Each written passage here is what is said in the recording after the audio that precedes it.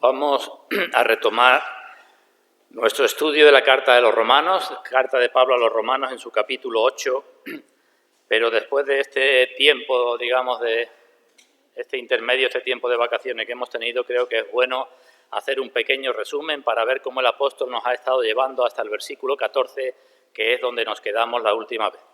Así que un pequeño resumen. Capítulo 8 de Romanos. ¿Cuál es el asunto fundamental de este capítulo? ¿Lo sabemos? Lo tenemos en el versículo primero. El asunto fundamental de este capítulo es el de la seguridad de salvación de los creyentes. En el versículo primero dice: ahora, pues, ninguna condenación hay para los que están en Cristo Jesús. Ahora ya. Ahora, no en el futuro, sino ahora, ninguna condenación hay para los que están en Cristo Jesús. Por tanto, ahí se habla de seguridad de salvación del creyente. Pero como eso solamente es cierto para los que están en Cristo Jesús, no leemos ninguna condenación hay para los que dicen que están en Cristo Jesús. No leemos eso, ¿verdad? Puesto que la seguridad, repito, solamente es para los que verdaderamente están, el apóstol ahora, a partir del versículo primero, nos da una serie de evidencias, de pruebas que deben mostrar en sus vidas aquellos que están en Cristo Jesús. Y comienza en el versículo primero, o sigue a continuación diciendo que estos que están en Cristo Jesús son los que no andan conforme a la carne, sino conforme al Espíritu. Sus vidas se caracterizan no porque sean perfectas, no son perfectas, pero se caracterizan porque el centro de esas vidas no son las cosas de la carne. Dirán los versículos 5 y 6, no están pensando en las cosas de la carne, no se ocupan de las cosas de la carne, porque los designios de la carne son enemistad contra Dios, sino que se ocupan, con todas sus debilidades y pecados, de las cosas del Espíritu y piensan en las cosas del Espíritu. Eso es lo que hacen los cristianos.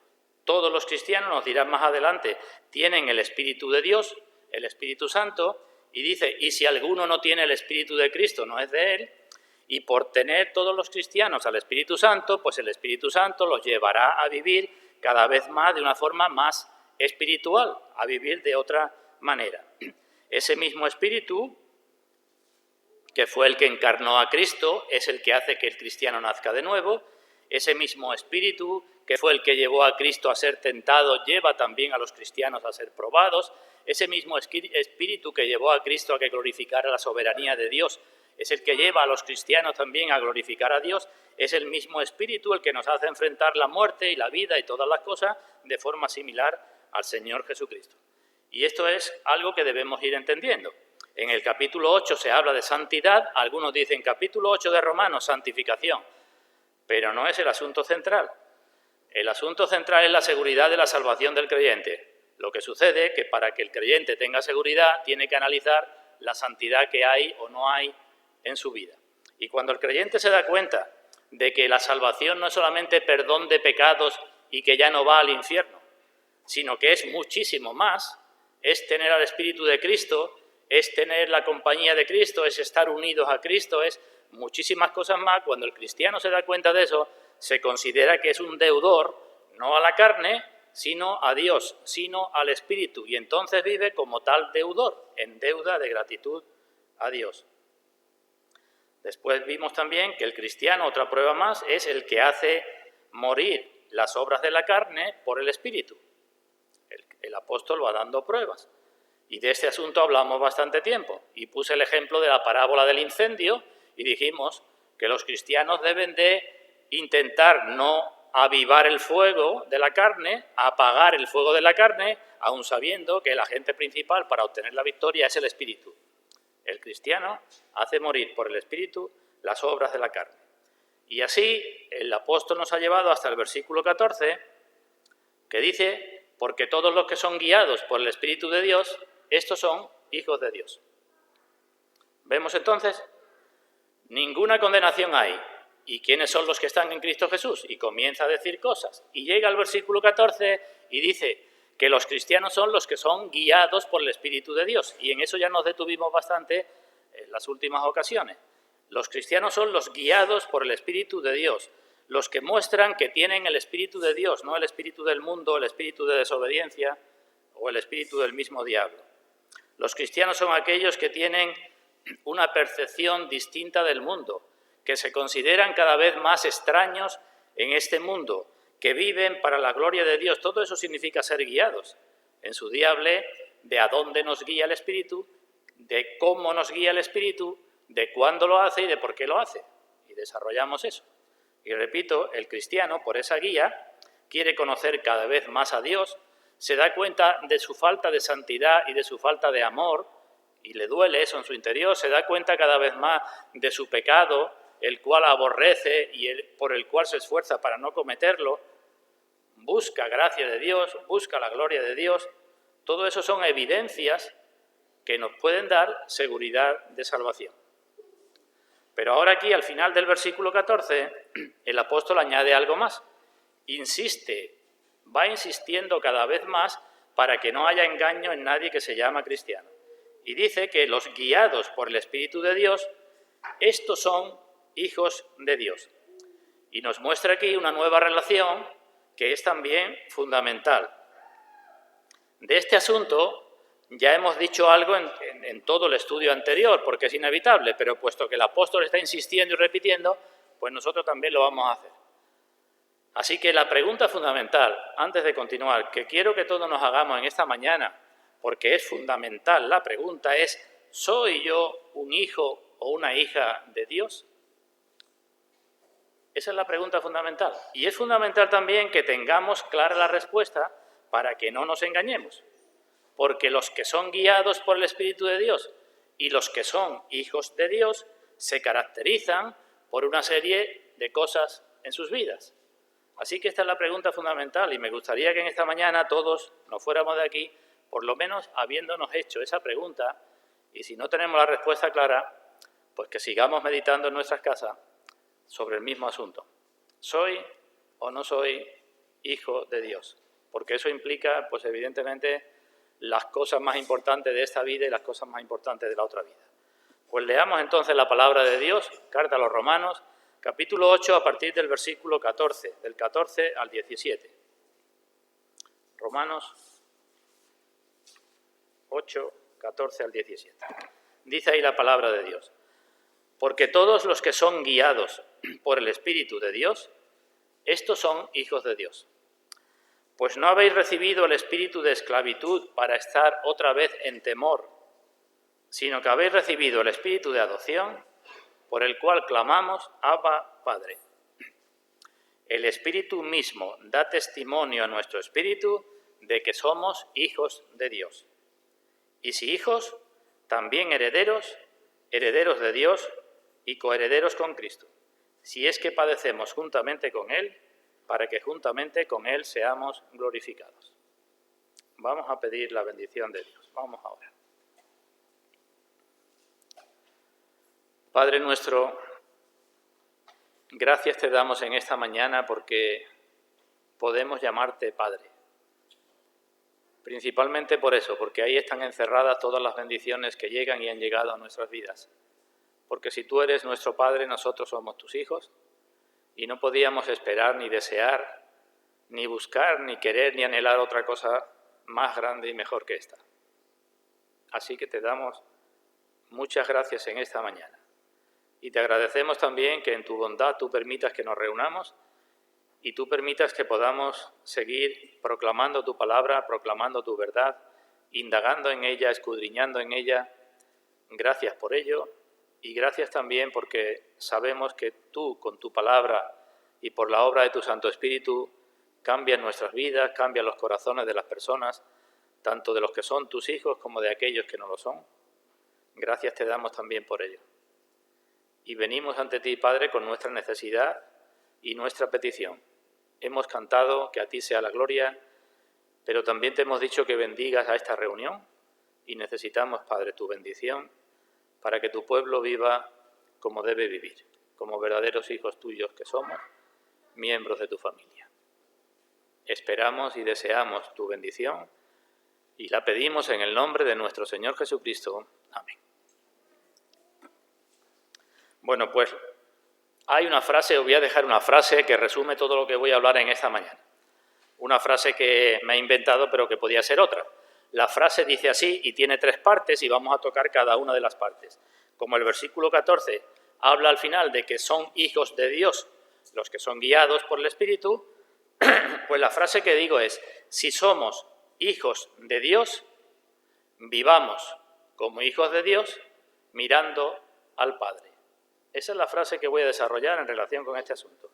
La repito: si somos hijos de Dios, vivamos, o también puedo decir viviremos como hijos de Dios. Y lo primero es una exhortación: si somos hijos, vamos a vivir, pero lo otro es una afirmación: si somos hijos, viviremos como hijos de Dios y debemos hacerlo mirando al Padre. Así que comenzamos con la primera parte de esa frase: si somos hijos de Dios, ser o no ser hijos de Dios, porque este es el asunto más importante que a todos en esta mañana nos puede ocupar y preocupar. El que crea que Dios existe y el que crea que Dios es tal como se revela en la Escritura, es decir, que Dios conoce lo más profundo de mi corazón, de mis pensamientos, de mis deseos, de mis intenciones, que Dios es omnipotente, omnisciente y omnipresente, que Dios es santo y justo y tiene que castigar el pecado, que Dios es misericordioso, que Dios es consolador, que Dios es perdonador, que tengo que comparecer ante ese Dios. El que crea que Dios es así y no le preocupe cómo es o cómo está su relación con Dios, la palabra más suave que me puede venir a la cabeza es decir que esa persona es un necio o una necia. Si dice que cree en Dios y que Dios es así y no le preocupa o le preocupa muy poco cómo está su relación con Dios, cuando menos es una persona necia. Porque la Biblia habla de que solamente hay 2 relaciones posibles con Dios: si somos hijos de Dios. Y digo si somos porque la Biblia deja claro, no solamente en este pasaje, sino en multitud de pasajes, que no todas las personas son hijos o hijas de Dios. ¿Quiénes son hijos de Dios según este versículo 14? ¿Quiénes son?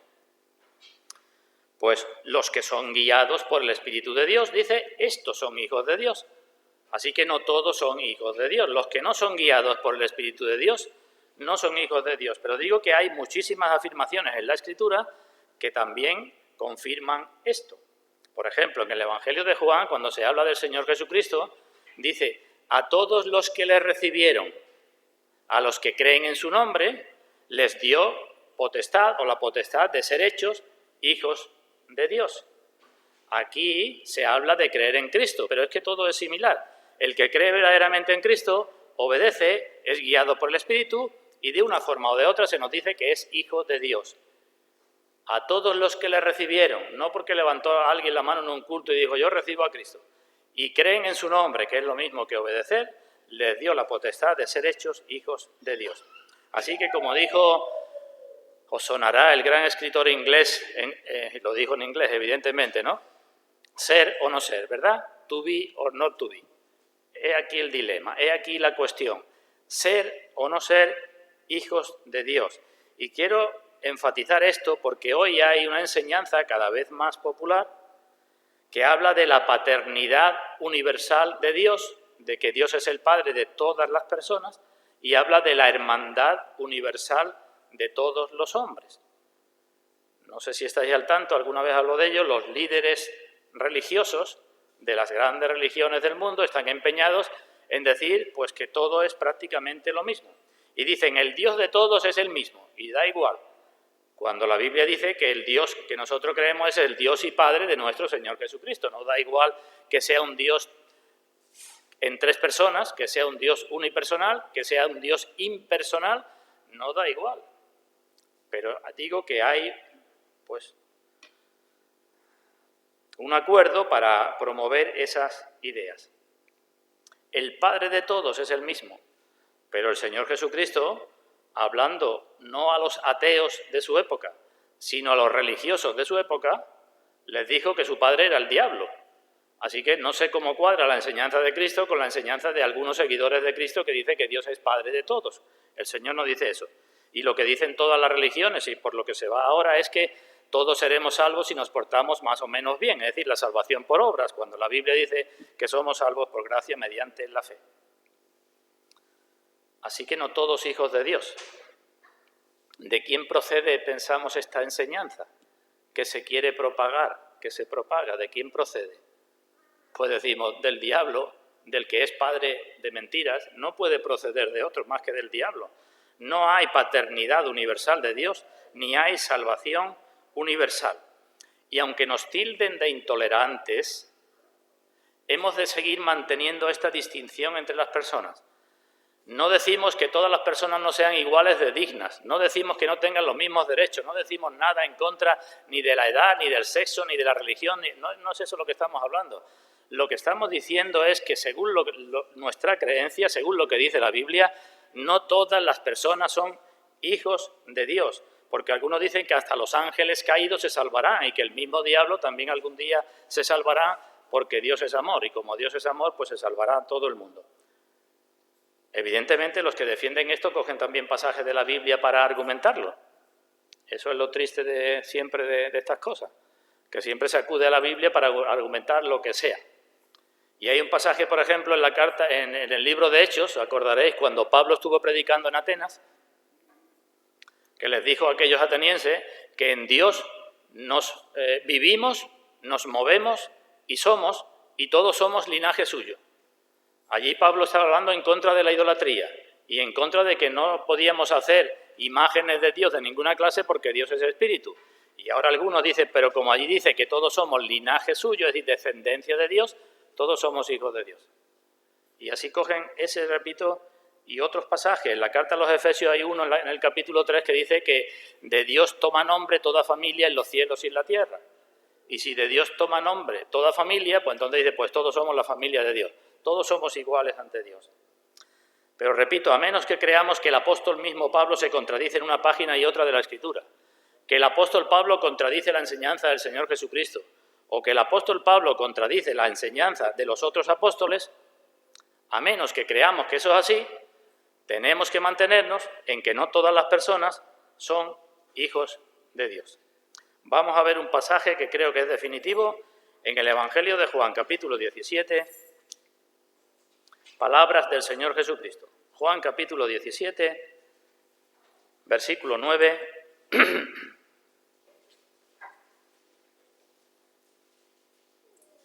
Juan 17, 9, en la oración del Señor audible al Padre al final de sus días en esta tierra, dice, yo ruego por ellos, antes ha dicho por los que me diste, el Señor ruega al Padre por ellos, por los que me diste, no ruego por el mundo, sino por los que me diste, porque tuyos son. Estas palabras del Señor son imposibles de entender si decimos que todo el mundo es hijo de Dios. Cuando el Señor está diciendo, estoy orando por un grupo, pero no estoy orando por el otro grupo. Estoy orando por los que me diste, porque son tuyos, por tanto son tus hijos, pero no estoy orando por el otro grupo. El Señor también, si es que toda la Biblia está llena de eso, ¿verdad? De la distinción, las ovejas y las que no son ovejas. Los que van a un lugar y los que van a otro, el trigo y la cizaña. El que cree ya no es condenado y el que no cree ya ha sido condenado. La Biblia está llena de eso, ¿verdad? Dice Pablo en la carta a los Efesios, éramos antes hijos ¿de qué? De ira, como los demás, y ahora somos hijos de Dios. Luego hay una diferencia, ¿no? Digo que hay un montón de pasajes. El apóstol de nuevo en su carta a Tito, no lo vamos a buscar, dice que en otro tiempo éramos insensatos, rebeldes, extraviados, llenos de concupiscencia, aborrecibles, aborreciéndonos unos a otros. En otro tiempo éramos así. Y podíamos decir en aquel tiempo también que éramos hijos de Dios. Y dice el apóstol, no, porque cuando se manifestó la bondad de Dios nuestro Salvador y su amor nos salvó, que es lo mismo que decir nos hizo sus hijos. Antes éramos así. ¿Pero por qué somos sus hijos? Porque se manifestó la bondad de Dios nuestro Salvador que nos salvó. No dice aquí en Tito, nos hizo sus hijos, pero es lo mismo. Que nos salve es lo mismo que nos ha hecho sus hijos. Y otro pasaje, una cita más, en la primera carta de Juan, recordaréis en su capítulo 3, que dice, mirad cuál amor nos ha dado el Padre para que seamos hechos hijos de Dios. Por esto el mundo no nos conoce. Si el mundo fuera hijo de Dios, el mundo conocería a los hijos de Dios. Pero dice, mirad cuál amor nos ha dado el Padre para que seamos hechos hijos de Dios. ¿De qué depende de que hayamos sido hechos hijos de Dios? Del amor que nos ha dado el Padre. Y por eso no somos como el mundo. y aún no se ha manifestado lo que hemos de ser. Así que el asunto es muy claro, pero como dice Pedro, hay muchos indoctos e inconstantes que tuercen las Escrituras para su propia perdición. Insisto un poquito más acerca de esto por la importancia que tiene, porque la frase que he dicho es, si somos hijos de Dios. Si lo somos, hermanos, debemos pensar que lo somos. Y si no estamos seguros, debemos pensar también, si no estamos seguros, qué hemos de hacer para ser hijos de Dios. Una cosa más. Si volvemos a Romanos, en el capítulo 8, versículo 16, veréis que al final del mismo también están las palabras hijos de Dios. Romanos 8, 16. El Espíritu mismo da testimonio a nuestro espíritu de que somos hijos de Dios. ¿Veis? Versículo 14. Los guiados por el Espíritu son hijos de Dios. Versículo 16. El Espíritu da testimonio a nuestro espíritu de que somos hijos de Dios. Bueno, pues aquí hay en estos dos versículos otra cosa a la que se aferran aquellos que tuercen las Escrituras. No lo vemos claramente en nuestras versiones, pero la palabra que se traduce como hijos en el versículo 16 es más bien la palabra niños. Versículo 14. Los que son guiados por el Espíritu de Dios son hijos de Dios. Versículo 16. El Espíritu da testimonio a nuestro espíritu de que somos niños de Dios. Y algunos, agarrándose a esto, dicen es que hay dos categorías de cristianos. Todos los cristianos son niños de Dios, pero no todos los cristianos son hijos de Dios. Para pasar de niños a hijos hay que tener una experiencia especial y hay que tener unos privilegios especiales y de ahí salen, pues, como siempre que se dice una mentira y se quiere mantener, pues se cae por sí sola, hay que seguir diciendo cosas para mantener aquello que no es correcto. La única diferencia que hay entre las dos palabras que utiliza el apóstol es porque en el versículo 14 se quiere destacar la relación. La palabra que se emplea en el versículo 14 es para que nos demos cuenta de que tenemos una relación especial con Dios, la de hijos. Mientras que en el versículo 16 lo que se quiere destacar es el nacimiento. Es decir, el versículo 14 es como si dijera, guiados por el Espíritu de Dios, sois hijos de Dios. Versículo 16, el Espíritu mismo da testimonio a vuestro espíritu de que habéis nacido de Dios. Eso es lo que está enfatizando el apóstol ahí. Pero no está diciendo que haya dos clases de cristianos, porque todos los niños son hijos, ¿no? O un niño pequeño no es hijo. Podrá ser pequeño y tendrá que crecer mucho todavía, ¿no? Pero el que es niño es hijo. Así que, repito, esta es la enseñanza. Cuando nacemos somos hijos de Adán, somos hijos de ira, somos hijos del diablo y para llegar a ser hijos de Dios, el apóstol nos ha estado diciendo aquí cosas, tenemos que estar unidos a Cristo, hemos de haber nacido de nuevo, hemos de tener al Espíritu Santo, hemos de estar haciendo mortificar las obras de la carne por el Espíritu, que la salvación no solamente perdón y justificación y ya está, son muchas cosas más. Así que, en resumen, no todos son hijos de Dios, pero todos los cristianos, y solo los cristianos, son hijos de Dios. Y debemos tener esto presente en todas las circunstancias de nuestra vida, sean las circunstancias las que sean, las nuestras o la del mundo, nos suceda lo que nos suceda a nosotros y suceda lo que suceda en el mundo, debemos tener presente, si lo somos, que somos hijos de Dios. Así que, repito lo del comienzo, pregúntate esto. Es importante que te pregunte esto.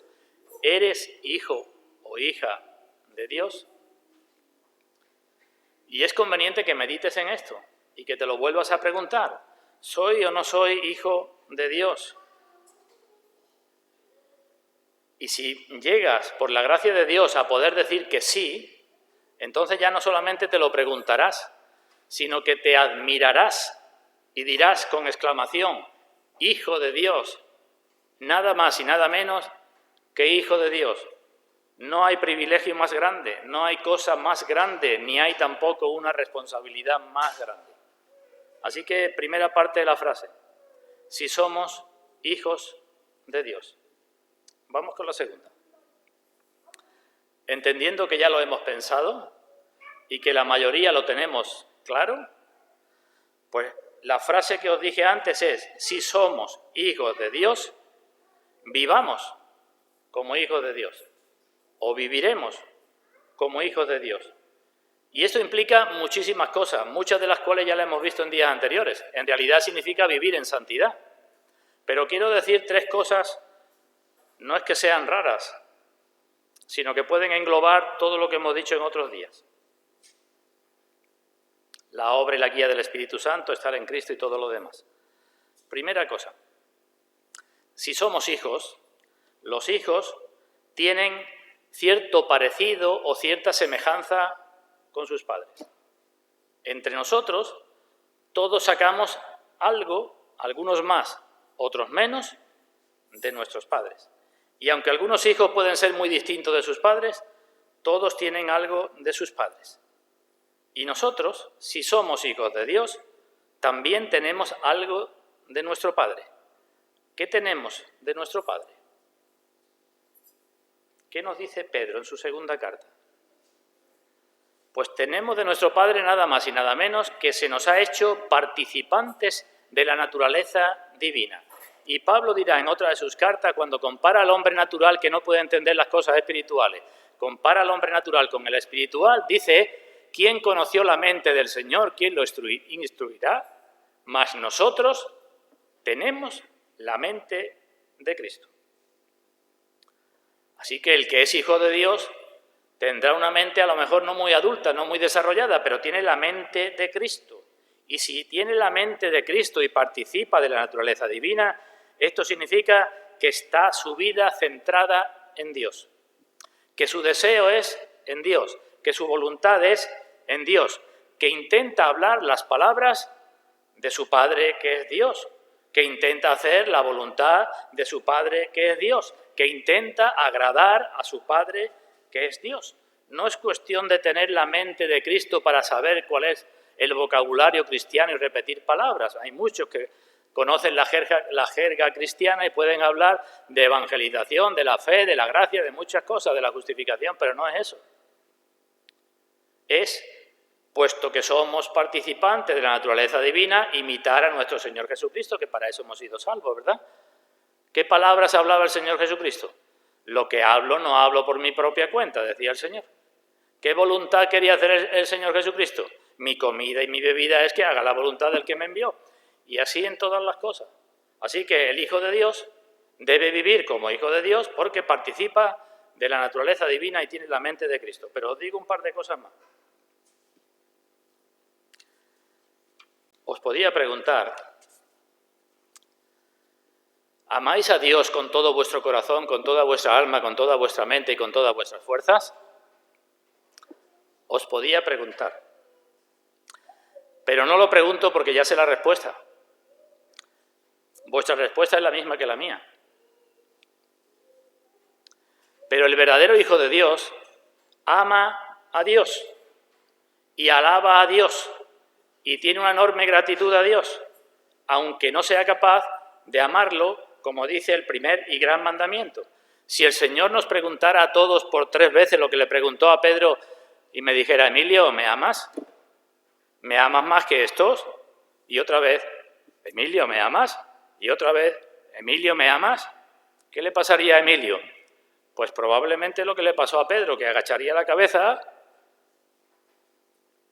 y no sé si me pondría colorado o lloraría, no sé lo que haría. Pero es que en realidad esa es la pregunta que Dios nos hace a todos nosotros. ¿No hay un primer y gran mandamiento?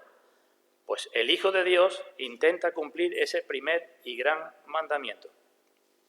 El Hijo de Dios ama a Dios, aunque sabe que su amor es débil, y por eso se preocupa, y por eso pide más gracia a Dios, para amar más a Dios. Y por eso quiere hacer su voluntad, porque ama a Dios, porque dice Juan en su primera carta que el que dice yo le conozco y no guarda sus mandamientos es un mentiroso. El que dice yo amo a Dios, el que dice yo soy hijo de Dios, el que dice yo lo conozco, el que dice yo creo en Cristo y no guarda sus mandamientos, el que dice tengo el Espíritu Santo, da igual. El que dice esto y no guarda sus mandamientos es un mentiroso y la verdad no está en él. Así que así vive el Hijo de Dios. Y ahora os pregunto por el siguiente mandamiento. ¿Cuál es el siguiente gran mandamiento? Después de amar a Dios con toda la fuerza y todo el corazón y toda la... Y de nuevo os digo lo mismo que hace un momento. No te voy a preguntar si amas al prójimo como a ti mismo, porque ya sé lo que me vas a responder si eres honrado o honrada. Vas a responder lo mismo que respondo yo. Pero sí te pregunto si eres hijo de Dios, si eres consciente de que amas más y mejor que antes. Eso es lo que te tienes que preguntar. El listón está muy alto y no quiere decir que como está muy alto tenemos que olvidarlo, no tenemos que olvidarlo, porque el Señor nos dice, sed pues vosotros perfectos como vuestro Padre que está en los cielos es perfecto. Es decir, que si Dios ama así, vosotros que sois hijos, amad así a vuestros enemigos y orad así por los que os aborrecen y haced esto y haced lo otro. Tenéis que mostrar este aspecto. Así que no amamos a Dios como debiéramos, pero al Hijo de Dios le duele y pide gracia e intenta hacerlo. Y no amamos a los demás como debemos, pero el Hijo de Dios no se queda tan tranquilo, sino que quiere y se arrepiente cuando no lo hace y pide gracia para amar así. En otro lugar dice Pablo, sed imitadores de Dios como hijos amados. Sed imitadores de vuestro Padre como hijos amados que sois. Y ahí en la carta a los Efesios, en el capítulo 5, después de esto, pues viene una larga lista, un montón de versículos que nos dicen cómo hemos de andar como hijos amados, en cuanto a lo que hablamos, en cuanto a lo que pensamos, en cuanto a muchos aspectos de nuestra vida. Andad como hijos amados. Este asunto está claro que lo podíamos desarrollar mucho, porque es el asunto de la santificación, lo que hemos visto en días anteriores. Pero lo que quiero destacar es que aquí tenemos la base principal para nuestro esfuerzo en crecer en santidad. La base principal, el fundamento más importante. ¿Por qué me esfuerzo por ser más santo? ¿Porque así tengo más paz? ¿Porque así soy más feliz? ¿Porque así doblego algunos pecados que me dominan? ¿Porque así no pago las consecuencias de cometer ciertos pecados? ¿Por qué me esfuerzo o me debo esforzar por ser más santo? Y la base fundamental es que lo hago porque quiero comportarme como un verdadero hijo de Dios, porque quiero que alumbre mi luz para que todas las personas glorifiquen a mi Padre que está en los cielos. Y eso es lo que tiene que marcar mi conversación y mi conducta y lo que hago y lo que no hago y lo que digo y cuando hablo y cuando callo y cuando hago todas las cosas. Eso es lo que tiene que marcar mi vida. ¿Soy hijo de Dios? Lo pienso. Y lo medito una y otra vez. Y cuando digo, no preguntando, sino asombrado, ¿soy hijo de Dios? Entonces tengo que decir, ¿y cómo estoy viviendo? Porque tengo que vivir como un verdadero hijo de Dios. Dice Santiago en su carta que toda persona, todo hombre sea, en cuanto a oír, hablar y enojarse, ¿qué dice? Que seamos prontos para oír, ¿verdad? Tardos para hablar y tardos para airarse o enojarse. Y nosotros, por regla general, somos al revés, ¿verdad? Prontos para hablar, más ligero que tardos para oír. Eso también, que nadie me lleve la contraria o me diga esto o me diga lo otro. Pronto para hablar y tardo para oír. Y pronto también para airarme. Pues eso no es la conducta de un hijo de Dios. Y un hijo de Dios tiene que ir arreglando eso y tiene que ir arreglando todas las facetas de su vida. Evidentemente, estamos llamados a cumplir los dos grandes mandamientos. Pero una cosa más quiero decir, y repito que en cada una de estas cosas nos podíamos extender mucho. Hemos de amar a todas las personas, pero los hijos de Dios estamos llamados a amar especialmente a aquellos a quienes Dios ama como hijos. ¿Nos hemos enterado? Estamos llamados, obligados, se nos exhorta a que amemos especialmente a aquellos a quienes Dios también ama especialmente. No tiene sentido que no sea así. Hagamos bien a todas las personas, pero mayormente a los de la familia de la fe. ¿Vemos las dos primeras cosas? Entonces, repito la frase. Si somos hijos de Dios, vivamos como hijos de Dios. Viviremos como hijos de Dios si lo somos. Y la tercera parte de la frase, mirando siempre al Padre. Si somos hijos de Dios, vivamos como hijos de Dios, mirando como siempre, Emilio, ¿por qué no dice mirando siempre a Dios? ¿Por qué dice mirando siempre al Padre? Porque quiero destacar esto. Porque así como a los cristianos se nos olvidan muchas veces que somos hijos de Dios, también se nos olvidan con mucha frecuencia que Dios es nuestro Padre, si nosotros somos sus hijos. Y es conveniente que vivamos mirando siempre a Dios como Padre. Y de eso voy a decir algunas cosas. En los estudios anteriores, en los versículos anteriores, me he detenido ya bastante en lo que tiene que ver con nuestra relación con Cristo y en lo que tiene que ver con nuestra relación con el Espíritu Santo. Hemos hablado del matrimonio con Cristo, hemos hablado de estar unidos a Cristo, de tener el Espíritu de Cristo, hemos hablado de la guía del Espíritu Santo. Bueno, pues ahora me voy a centrar en lo que tiene que ver en nuestra relación con Dios como Padre. Así que vivamos como hijos, mirando siempre a nuestro Padre. ¿Qué implica que Dios sea nuestro Padre? Implica muchas cosas, ahora diré algunas. Pero la principal se puede resumir en una palabra que es, ¿cuál es? Amor. Esa es la principal. ¿Por qué eres hijo de Dios que dice que eres hijo de Dios? Y dice la Escritura, porque con amor eterno te he amado. Porque de tal manera te amó Dios a ti, que envió a su Hijo unigénito al mundo para que tú no te pierdas, sino que tengas vida eterna. Ese es el resumen. De tal manera te ha amado Dios a ti, que te buscó, te halló, te salvó, te mandó a su Hijo. Ese es el resumen de ser hijo de Dios. Tenemos el amor de Dios como Padre de una forma muy peculiar, de una forma muy especial. Y no solamente con amor eterno te he amado, sino sigue diciendo el profeta, por eso te prolongué mi misericordia.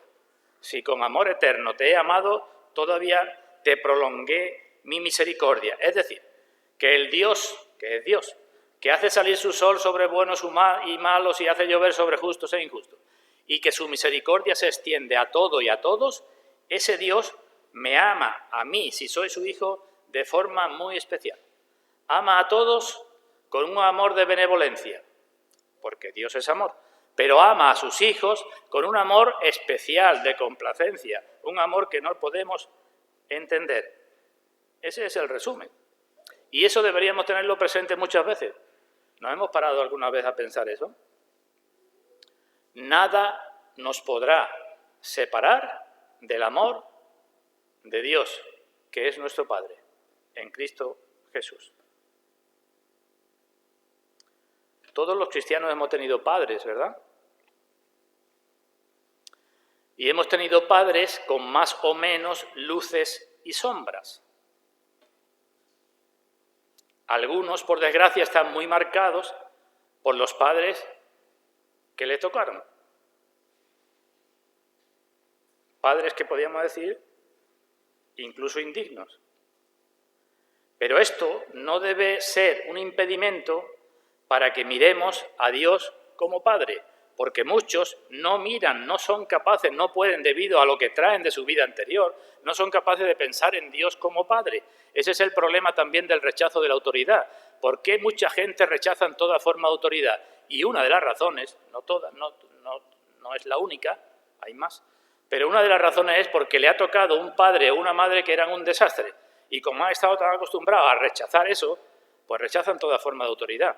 Pero no debemos consentir que nuestras malas experiencias que todos hemos tenido con nuestros padres, en mayor o menor medida, esas malas experiencias nos lleven a no considerar que Dios es nuestro Padre.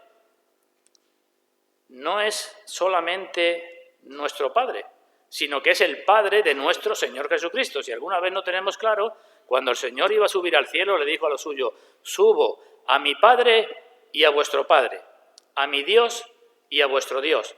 Y los apóstoles en algunas de sus cartas dan gracias y bendicen al Dios y Padre de nuestro Señor Jesucristo. Dios y Padre de nuestro Señor Jesucristo. Es decir, Dios no es como mi Padre, es mi Padre que está en los cielos. No es como mi Padre, es otra clase de Padre. Y si no entiendo qué clase de Padre, pues pienso en cómo fue el Padre de mi Señor Jesucristo. Cómo se portó Dios como Padre con el Señor Jesucristo.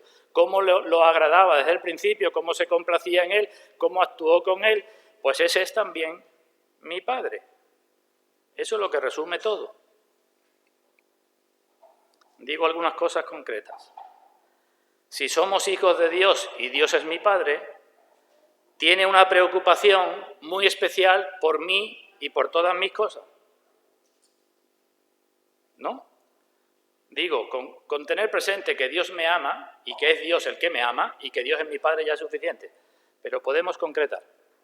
Dios tiene una preocupación muy especial por mí y por mis cosas, muy por encima de la que tenían o tuvieron mis padres o tienen mis padres.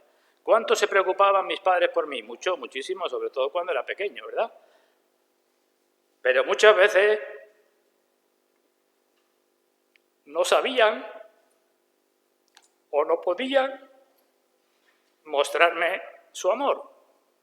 No digo que no lo intentaran, pero no sabían o no podían mostrarme que me amaba. Pero con Dios no es así. Dios se preocupa especialmente de nosotros y se preocupa especialmente hasta el punto que el Señor Jesucristo dice que nuestros cabellos están contados. Están contados los de todos, porque Dios tiene el control de todo. Pero el Señor, cuando habla de que no temáis manada pequeña, cuando se dirige a los creyentes, dice, no temáis y tened presente que también hasta vuestros cabellos están contados. Ese es vuestro Padre. Y decimos, bendito sea Dios por ello. Y decimos, ¿cuánto necesitamos interiorizar esto? Dios, si soy su hijo, es mi Padre y tiene una preocupación especial por mí. Otro aspecto concreto. La providencia de Dios, ¿a quién abarca? ¿O a dónde abarca? ¿O hasta dónde abarca? El control de Dios de todas las cosas, y decimos a todo, ¿verdad? La providencia de Dios abarca a todo y a todos, pero hay una providencia especial de Dios para con sus hijos. Y también debo pensar eso. Dios tiene unos planes especiales para con sus hijos. Dios no es un padre al que yo voy, le pido algo y cuando me lo da o no me lo da me voy y ya está. Ese no es el Padre nuestro. Los padres con los niños pequeños, los que tenéis niños pequeños, planeáis, ¿verdad? ¿Qué vais a hacer con el niño? ¿Qué no vais a hacer con el niño? ¿A qué escuela lo vais a llevar? Si hay que llevarlo a tal sitio, si hay que hacer esto. Planeamos muchas cosas para el futuro de nuestros hijos. Pues de la misma forma. Dios tiene un plan especial para sus hijos. Y nunca tenemos, los cristianos, un grado de madurez tal que digamos, yo puedo vivir mi vida por mi cuenta. Yo no necesito la guía ni el plan de Dios. Yo ya me fío en mi propia prudencia. Los niños pequeños, aunque solo piensen en jugar, los padres saben que necesitan de otras cosas, ¿verdad? Repito, y planean, y los llevan al colegio y arreglan papeles, y hacen muchas cosas. Y Dios, que quiere llevar a muchos hijos a la gloria, no va a hacer menos con sus hijos. Otro aspecto concreto. Si soy hijo de Dios y Dios es mi Padre, Dios, para llevarme a la gloria, me va a castigar y me va a disciplinar. No me va a dejar en paz para que yo viva como yo quiera, porque es mi Padre. Y si nuestros padres, dice la carta a los Hebreos en el capítulo 12, nos corregían como mejor a ellos les parecía, este lo va a hacer sí o sí, porque el Señor a todo el que ama disciplina, lo va a hacer, te guste o no te guste, para que crezca en santidad y para que des fruto de justicia. A veces incluso te va a dejar que te vayas por lo malo para que compruebes lo malo y amargo que es separarte de Él. Dios actúa así, para que luego te arrepientas y vuelvas a Él. Así que Dios reprende y Dios azota y Dios va a hacer sufrir, porque es nuestro Padre. Pero no porque se deleite en el sufrimiento, dice el libro de Lamentaciones. No aflige voluntariamente a los hijos de los hombres. No es que esté azotando y esté diciendo que contento estoy por la azotaína que le estoy dando. No es eso. Pero como tenemos que participar de su santidad y dar fruto de justicia, Dios al que ama disciplina y azota a todo el que recibe por hijo. Así que si eres hijo, primera pregunta, vuelvo al principio, ¿eres hijo de Dios? Si vives como viven los hijos de Dios, puedes decir que sí. Pues si eres hijo de Dios y vives como hijo de Dios, habrá momentos, incluso días, incluso semanas, incluso meses, incluso años, en donde estarás siendo disciplinado más o menos severamente por Dios. ¿Me habéis oído, hermanos? Habrá días, pero puede que llegue a años. Pero lo que hemos de entender es que la misma mano que nos da las cosas es la mano que nos disciplina, es la mano de nuestro Padre. Y pensar eso nos lleva, como dice Pablo, a ser victoriosos, porque podemos, si interiorizamos que somos hijos y que Dios es nuestro Padre, los sufrimientos por Cristo los podemos transformar en motivos de seguridad de nuestra salvación. Estamos sufriendo por esta causa y eso, aunque no me guste el sufrimiento, es un motivo de seguridad de mi salvación, porque Dios está actuando así. Porque si fuera un bastardo, dice la Biblia, pues entonces Dios no tendría nada que ver conmigo. Tú haz lo que tú quieras y sigue tu vida y sigue pecando, que Dios no te va a disciplinar. Puedo seguir diciendo más cosas particulares. Así que Dios es amor, Dios se preocupa, Dios en su providencia, Dios disciplina. Digo de otra cosa más. Dice Pedro que es el Dios de toda gracia, ¿verdad? Si soy hijo y Dios es mi Padre, Dios hace otra cosa que hacen los padres, y es que Dios me protege. Hay una gracia, en teología se llama la gracia restrictiva de Dios, que la misma palabra dice su significado, que hace que Dios nos restrinja, nos impida, nos prevenga, nos cuide de caer más lejos, nos evite tales cosas. Esa es la gracia restrictiva de Dios. Cuando estamos pasando por una situación no la vemos. Pero creo que todos los cristianos que llevamos ya unos años con el Señor podemos mirar atrás y decir, gracias a Dios, que su gracia restrictiva, que con su gracia previno que yo hiciera tal cosa o tal otra cosa. No es solo que soy salvo y ya voy al cielo, son muchas más cosas. Si no, pregúntate, ¿por qué sigues en los caminos de Dios? ¿Por qué no te has ido ya como muchos para siempre? ¿Por qué sigues? Venga, ¿por qué? ¿Por qué no has naufragado, como dice aquí también Pablo, y te has apartado de la fe? ¿Por qué tus enemigos no te han hecho más daño de lo que te han hecho? ¿Por qué sigues vivo, simplemente o viva, y no te has muerto ya cuando había oportunidades de que hubieras perdido la vida muchas veces? ¿Por qué? Y la respuesta es, si soy hijo de Dios, porque Dios es mi Padre, y allá arriba mi Padre en los cielos, y aquí abajo los brazos eternos. Los brazos eternos. Hago un paréntesis acerca de los brazos eternos. Dios, en algunas ocasiones, cuando Él cree conveniente o lo estima necesario, hace algo parecido a lo que hacen los padres con los niños. Dios, en algunas ocasiones, nos hace sentir que nos ama, en un modo, digamos, muy por encima del modo normal.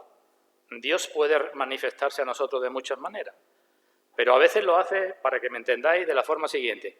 Si un padre va paseando con un niño pequeño de la mano, hablando o no hablando, y en un momento determinado coge al niño o la niña en brazos y le da 2 achuchones y algún beso, y luego lo suelta otra vez, y siguen andando, ¿ha cambiado algo la relación entre padre e hijo? Decimos, no. Pero el hijo o la hija, después de esa experiencia, pues evidentemente siente mucho más el amor del Padre, aunque no haya dicho nada, y sigue con más gozo pues de la mano del Padre. Dios hace eso a veces con sus hijos. Y hay más cosas que son muy prácticas. Digo que en cada una nos podíamos extender mucho. Si Dios es nuestro Padre, siempre está dispuesto a escucharnos, a recibirnos y a bendecirnos, cosa que tampoco ha sucedido con nuestros padres, ni a lo mejor sucede con nosotros, con nuestros hijos, ¿verdad? Esto también es muy importante, que tengamos presente que siempre, siempre podemos entrar en la presencia de Dios. Nunca hay un momento que no sea bueno.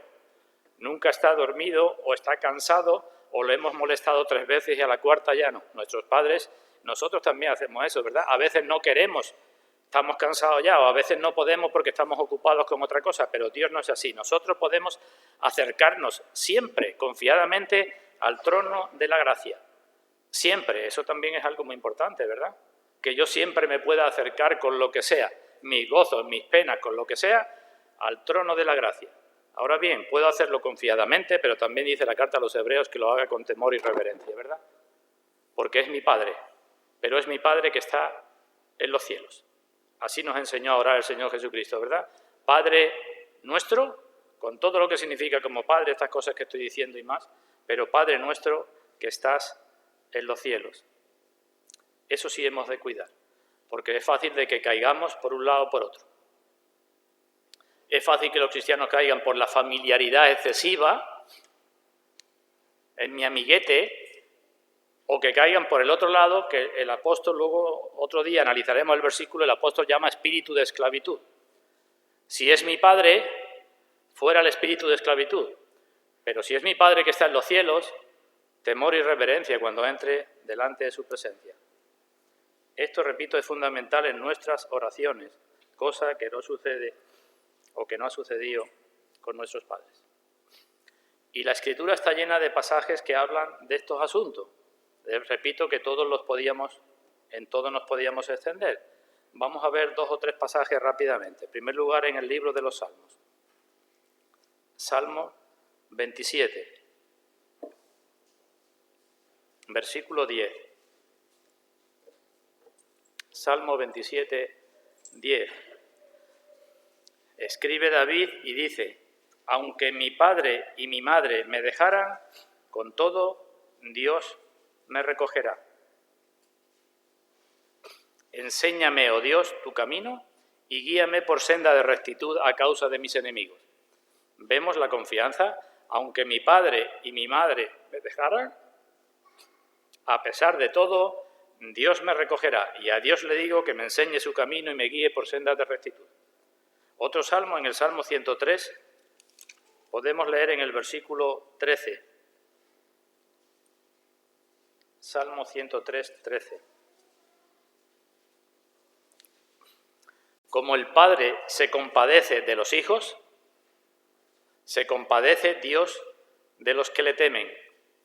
Los que le temen son sus hijos, son los que tienen el Espíritu de Cristo, Se compadece Dios de los que le temen porque conoce nuestra condición, se acuerda de que somos polvo. En el libro del profeta Isaías dice: ¿se olvidará la mujer de lo que dio a luz para dejar de compadecerse del hijo de su vientre? Y dice Dios: pues aunque ella olvide, yo nunca me olvidaré de ti. Y así hay multitud de pasajes donde Dios nos está hablando de una forma o de otra de su amor, de su preocupación por nosotros, de su providencia, de su disciplina, de su disponibilidad.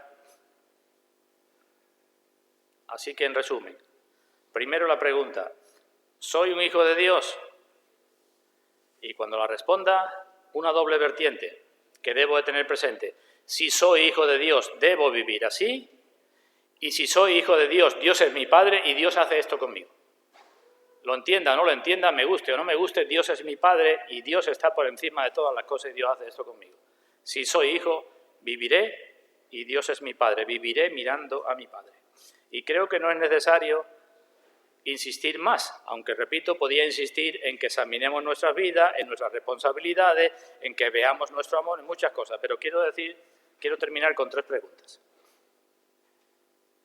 3 preguntas para confirmar todo esto, ¿vale?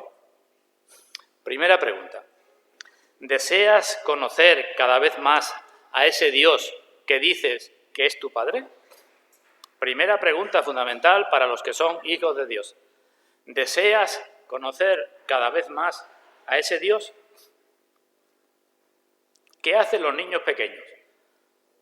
Cuando están en su casa están jugando, pero están deseando de que lleguen sus padres. ¿Para qué? Pues para estar con sus padres, ¿verdad? Si acaso para jugar con sus padres son sus dioses y ellos quieren estar con el Padre, imitar al Padre, hacer todo lo que haga el Padre, quieren conocer cada vez más a su Padre. Pues es la pregunta que te hago en relación con Dios. ¿Sucede esto contigo en relación con Dios? ¿Te das cuenta de lo poco que conoces a Dios? Yo me doy cuenta. Cada vez me doy más cuenta de lo poco que conozco a Dios. Aunque cada vez puedo decir que lo conozco un poquito más cuenta me doy de lo que me falta por conocer. Y si quieres conocer verdaderamente a Dios, porque te estoy diciendo, quieres conocer a Dios, ¿dónde lo vas a conocer? Pues lo tendremos que conocer donde Él se da a conocer, en lo que Él dice de Él en su palabra, y tendremos que conocerlo donde se proclama, como estamos haciendo en esta mañana, su palabra, y el Señor permite que el Espíritu Santo obre con la proclamación de su palabra. Así que el que verdaderamente es hijo de Dios y quiere conocer a Dios, pues no tiene mucha alternativa en cuanto a yo voy a conocer a Dios como a mí me parezca. Es que no es como a ti te parezca. Es como Dios ha dicho que hay que conocerlo. Así que muestra tu deseo como hijo de conocer a tu Padre de esta manera. La segunda pregunta que os hago. ¿Deseas ganar una sonrisa de Dios? ¿Un elogio de Dios? ¿Que Dios esté contento contigo? Hay hijos a los cuales les importa muy poco que sus padres estén sufriendo o estén contentos con ellos. Les importa muy poco. Allá mi padre, allá mi madre, allá ellos. Yo hago lo que a mí me parezca y si sufren, que sufran. Vaya amor de hijo, ¿verdad? Pues de la misma forma con respecto a Dios. ¿No es para ti importante que Dios esté contento contigo, con lo que tú haces, con tu vida? Puedes decir, hasta donde puedo entender, con todos mis fallos, creo que Dios está contento conmigo.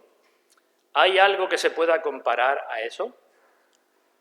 ¿Hay algo que uno pueda tener mayor alegría que saber que con lo que estoy haciendo Dios está complacido conmigo, Dios está satisfecho conmigo? No yo con Dios, sino Dios conmigo. O voy a vivir, que digo, como esos hijos desnaturalizados que les importa muy poco si el padre o la madre sufran o no sufran. Y la tercera pregunta. Todo esto es para lo mismo, para que comprobemos si somos o no hijos de Dios. La tercera pregunta que te hago es, ¿tienes o no tienes una gran satisfacción? No quiero decir orgullo, aunque el orgullo bien entendido también podría decirse, pero no el orgullo pecaminoso. Pero ¿tienes o no tienes una gran satisfacción con la que es la familia de Dios? Porque eso también es característico de los hijos de Dios. Un problema en las iglesias es que hermanos y hermanas amamos o aman más a sus propios hermanos en la carne, a sus propias hermanas, a sus propios padres, a sus propias madres. No quiero decir que esto se quite. La Biblia nos habla mucho acerca de lo que tenemos que hacer con toda nuestra familia. El que no provee para lo suyo es peor que un incrédulo. Ama a tu padre, honra a tu padre y a tu madre. Hay muchos mandamientos para los cristianos en relación con su familia natural. Pero el problema es que centramos muchas veces nuestros esfuerzos en nuestra familia natural. Mi hermano, mi hermana es lo más grande del mundo y hago lo que sea, lo que tenga que hacer por mi padre o por mi madre, pero después mis hermanos en la iglesia no son nada para mí. Soy hijo de Dios. Entonces, ¿tienes ese orgullo bien entendido de que perteneces a la familia de Dios y que los otros hermanos son también hijos de Dios, amados por Dios, igual que eres amado tú? ¿Eres consciente de que Dios quiere que también a los hermanos los ames tú de forma especial? Pues esta es la lección de hoy, hermanos. todos los que son guiados por el Espíritu de Dios son hijos de Dios. Y si somos hijos de Dios, viviremos como hijos de Dios, mirando siempre lo que nos dice nuestro Padre, mirando siempre el semblante de nuestro Padre, intentando agradar a nuestro Padre. Pues que Dios bendiga su palabra en todos nosotros y nos haga crecer en el conocimiento y en la gracia para la gloria de su nombre. Que así sea, hermanos.